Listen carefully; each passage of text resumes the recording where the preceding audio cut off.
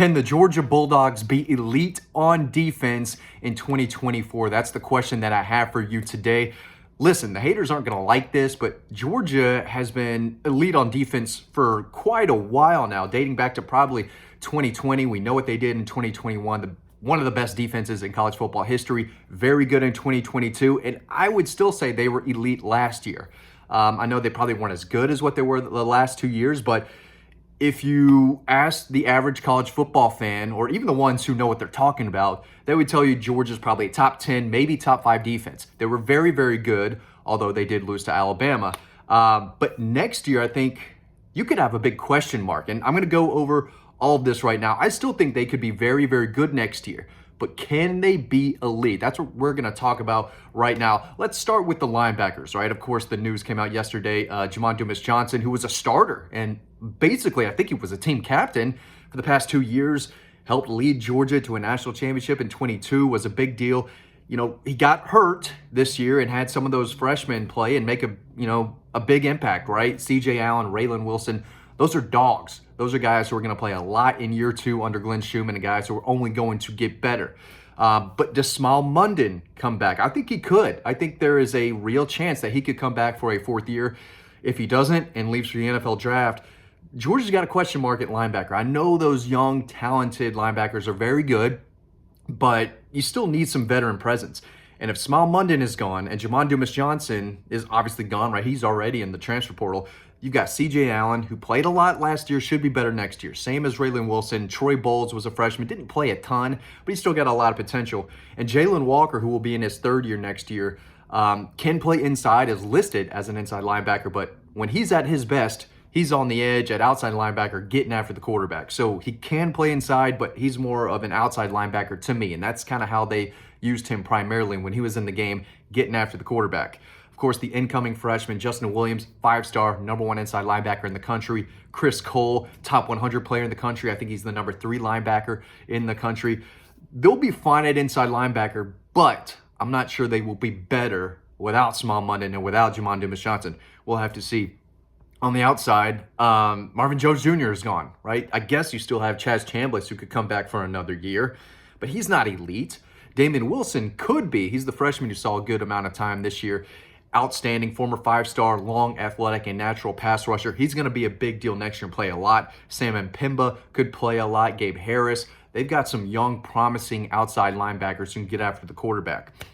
Chris Jones is an incoming freshman who could play inside or outside. I like his potential and ceiling at outside linebacker more. But again, Darius Smith, gone. Marvin Jones Jr., gone. Xavier Sori, gone. E.J. Lightsey, gone. There's a lot of linebackers that have hit that portal. They'll be good. They probably still need another guy from the portal, I'd say, just to build depth. Kirby always talks about building depth. So at linebacker, promising group, and a group that is only going to get better, but it's tough to say they will be better overall without those 2 starting inside linebackers. Although, again, C.J. Allen, Raylan Wilson, very good, as well as some of those younger guys. Let's talk about the defensive line, right? They could be without Zion Logue, without Tremel Walthour, without Nazir Stackhouse, without Warren Brinson, without Jonathan Jefferson. For a group that Kirby said was not very deep, they're losing 4 or 5 guys who brought an experienced veteran type of leadership and role to Georgia's defense. They still have Tyrion Ingrams-Dawkins, former 5-star, who, when healthy and is out there, can flash and make big plays. I thought he could be a transfer portal potential guy. Doesn't have any Georgia ties. Hasn't played a ton his first 2 years. And again, a lot of that has to do with kind of being buried on the depth chart, plus injuries, plus him just transforming and becoming a better player. Thought he might, look for another opportunity. Right now, he's still on the team. Kristen Miller could take that step up next year in his 3rd year and take on more of a leadership role on that line. But you also have Jamal Jarrett, who should have a bigger impact in year 2. Same with Jordan Hall. These are all interior guys. Michael Williams, too, maybe not an interior guy, but, a 3-5 technique who can move inside, as he gains more weight or muscle. Probably didn't have the big, giant sophomore year that a lot of people maybe thought, but he should be very good next year. It's a money year. If he has a monster junior season, he could end up being a first-round type of pick, but he's got to be more productive than he was this year. Of course, they're bringing in a lot of freshmen too. Now, you don't necessarily want to play a lot of freshmen, especially on the defensive line, because you're more than likely going up against some big-time dogs on the offensive line, playing in the SEC, guys who have been playing in the trenches for a while with experience. Tough for freshman defensive linemen to make that big of an impact. But Joseph Jonah Ajanye, a top 50 player in the country, is coming in. Nazir Johnson, 300-foot-pound athletic interior guy coming in. Jordan Thomas, Nnamdi Ogboko. I'm going to talk about those guys probably in another video soon. Quintavious Johnson, Justin Green. They're bringing in a lot. But they still need to hit the portal for an impact defensive lineman or two, especially a guy who can be a game wrecker, a game-changing type of interior defensive line. They didn't have that this year. They've had it in the past, Jordan Davis, Jalen Carter, Devonta Wyatt. They need one of those guys, especially if Jamal Jarrett does not turn into that impact guy. He's just a sophomore, so he's still going to have some, roadblocks ahead of him as far as reaching his full potential. He's not going to do that as a sophomore. Neither is Jordan Hall. They should be better, and if they continue to improve, they're going to be very good, but you don't want to put too much pressure on them as sophomores. They're going to be good, but they can't be the anchor. They can't lead the defensive line. You need experienced veteran guys for that, and I think they should take one in the portal. Now, let's talk about the secondary, right? Secondary is key. Kamari Laster could come back. He has not made a decision one way or another as I'm making this video right now about his opportunity to play at the next level. Could come back for a final season. That would be huge. That would be gigantic, not only for Georgia's defense, but for the whole team. They need that guy around. He's a locker room guy. He's a leader vocally and with his presence, his play on the football field. That's a dog. And if he comes back, he's going to be one of the best cornerbacks in the country and could be maybe a top 15 pick in that 25 draft, right? If he does leave, he will get drafted, I think, probably second or third round. But that would be a big, big deal if he were to come back. Dalen Everett, didn't play great this year, but in year 3 next year, he's a guy who could be a solid, dependable cornerback.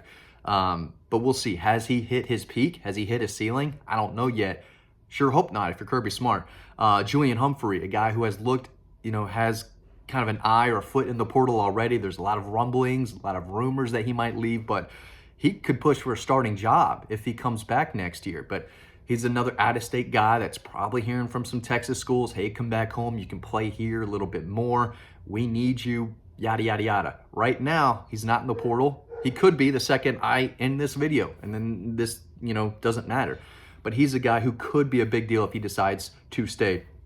5-star A.J. Harris, technically sound, understandable guy that knows his role, knows his job, and can play the ball. He's a promising cornerback that I think the staff loves. He could push for a starting job next year if Julian Humphrey does not come back and Kamari Laster leaves for the NFL. Daniel Harris from Miami, he's a former 4-star, probably the biggest, most physical defensive back in Georgia's secondary, definitely at cornerback. He's the guy, the big body type, who brings some toughness and, speed to the position as well. Maybe he takes that second level, just takes one of those starting jobs. It could happen. Chris Peel is another guy who was a freshman this past year. Pretty sure he redshirted because I didn't see much of him. And of course, they have got some talented incoming freshmen. Ellis Robinson is the 5-star who could really push everyone in front of him. He's coming in ready to compete, ready to play, ready to see the field. DeMello Jones, talked about him for a while, one of the best athletes across the state of Georgia in that 24 class. And then Andre Evans, a kid from, I believe, Chattanooga area.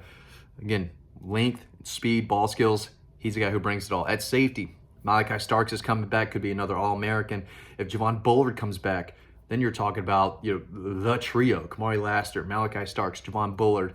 All 3 of those guys in the secondary next year could be one of the best in college football. Janelle Aguero is a guy who's going to earn a starting job at some point. It might not be next year if Javon Bullard comes back at safety, but he could maybe see some time at that star, that nickel position as well. Promising, hard-hitting safety that the staff likes. David Daniel is coming back, I believe. Justin Rhett from Las Vegas. He was a freshman this past year. He has not entered the portal that I'm aware of. He's coming back. Ja'Cory Thomas is a guy who has, got some experience under his belt now. Plays a lot of special teams. I think he could have an increased role next year at safety. Of course, Tyke Smith is gone. Nyland Green's gone. But a lot of these guys feel like they're coming back. And Georgia needs guys like Kamari Laster and Javon Bullard to come back if they want to have one of the best secondaries in college football next year. I think they have the potential to do that. course, you can read all about this and more over on Dawg Post. We've got a free newsletter that you can sign up to. That link is down below. Check us out over on the website. Lots of free stories, a lot of inside scoop over on the website. We want to get y'all over there and check out everything we have to offer. But in my opinion, Georgia's losing some guys for sure. Do they have enough impact guys? Do they have enough elite defenders coming back for next year that will make them an elite defense and one that can maybe play well and help sneak out a win at Tuscaloosa in Austin, Texas, right? They're going to need a key defense to play well at Ole Miss and Oxford. That's not going to be easy at all. We'll see how good their defense is next year. I still think it could be very, very good. Is it going to be as good as they were last year, 2 years ago, 3 years ago?